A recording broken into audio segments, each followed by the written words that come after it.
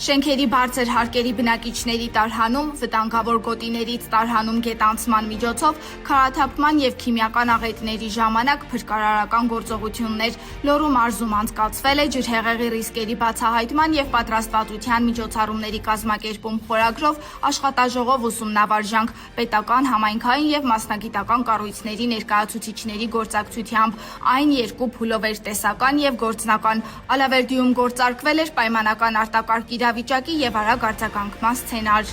Հիմնական մասնակիցները այն մարդիկ էին, ովքեր նախորդ աղետի ժամանակ ներգրաված են եղել, այն կառույցներն էին, որոնք այս երկու տարվա ընթացքում ավելի շատ փորձ ունեն եւ ավելի շատ ունեցած իրենց հմտությունները Աստված մի արած է մարզում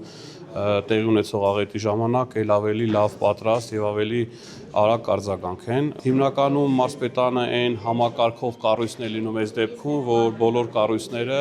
ժամանակին ճիշտ եւ օրենքով սահմանված կարգով աշխատեն։ Մասնակիցներն ուսումնասիրել են ռիսկային հատվածները, փորձարկել արագ արձագանքման մեխանիզմները։ Գործընթացում կիրառվել են նաև ժամանակակից տեխնոլոգիաներ, այդ թվում դիտարկման դրոններ։ Պարտադիր չի լինի ջրհեղեղ, այլ վտանգավոր երևույթներ են տեղի ունենում, որը հանգեցնում է արտաքերտ իրավիճակի եւ նմանատիպ վարժանքներն են, որ հնարավորություն են տալի հնարավորինս պատրաստվելու արտաքերտ իրավիճակներին ճիշտ արձագանքելու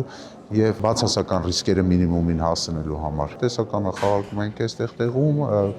Վանաձորի քաղաքապետարանի դահլիճի հնարավորությունից ելնելով, որտեղ ունենք մի քանի, այսպես ասած, իրավիճակներ, որը հենց խաղարկում ենք հասկանալով մեր համայնքապետարանի, մարզպետարանի, ուժային կառույցների, ինչպես նաև տարբեր ծառայությունների, գազ, ջուր, էլեկտրաէներգիա, բոլորի համագործակցությունը եւ հնարավորությունը ու կարողությունները նմանատիպ իրավիճակում արագ արձագանքելու համար։ Մասնագետների համոզմամբ կլիմայական փոփոխությունների պայմաններում նման ծրագրերը խիստ անհրաժեշտ են, կարևորելով ոչ միայն արագ արձագանքումը, այլև ռիսկերի կանխատեսումն ու կանխարգելումը։ Ուսումնավարժանքները շարունակական են լինելու, որպեսզի համայնքները լիարժեք պատրաստ լինեն դիմակայելու հնարավոր բնական աղետներին։ Սերինե Սերոբյան, լուրերի համար։